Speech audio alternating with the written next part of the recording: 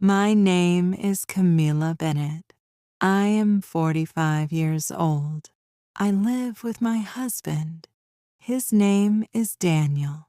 He is 50 years old. We have been together for 22 years. We have 3 wonderful children. But even after all these years, I cannot forgive my husband's parents.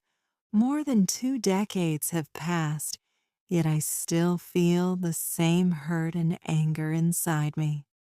I can't forget what happened when I first moved to another country. I didn't know much about Daniel's parents back then. If I had known what I was going to face, I might have asked for a divorce before ever leaving my home. I was only 21, too young to understand how life worked.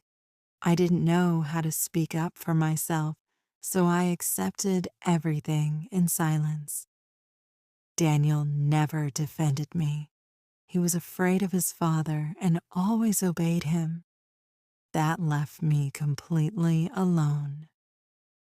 I cried many nights holding my baby in my arms, feeling abandoned. Before we moved, we had lived with my parents.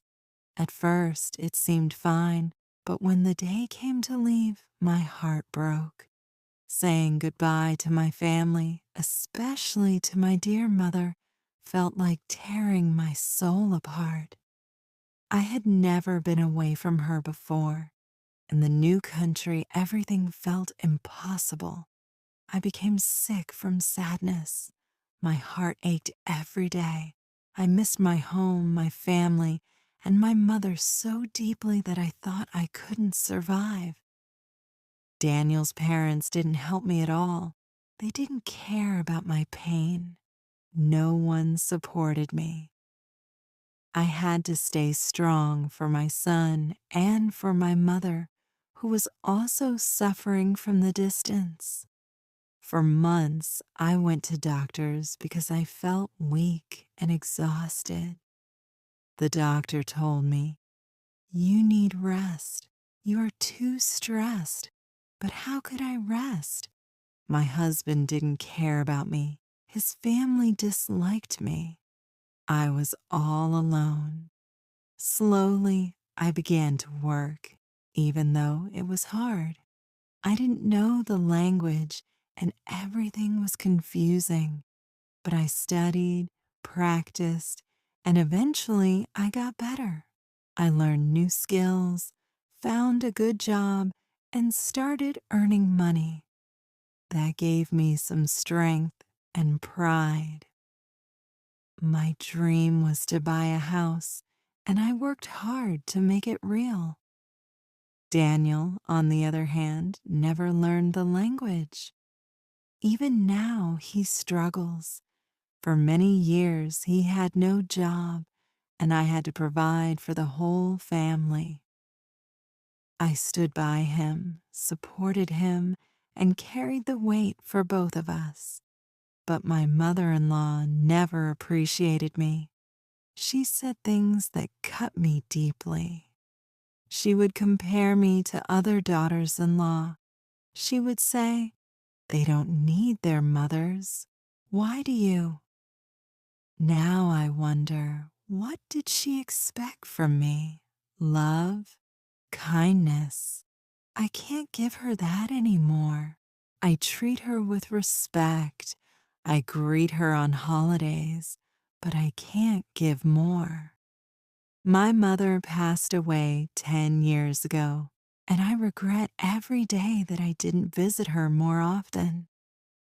I remember how my mother-in-law once told me not to call my mother more than once a month because it was too expensive. That crushed me. I would call my mother quickly, tell her everything was fine, and hang up. I didn't want to upset anyone. Looking back, I see clearly Daniel's parents never liked me. They didn't care about me. They hated me.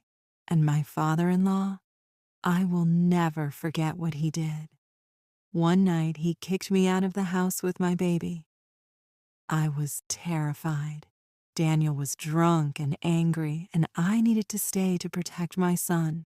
But my father-in-law didn't care. He said, "Go back to your home, but you can't take the boy with you." That was the moment I broke inside. Of course I stayed. My son was my life. I would never leave him behind.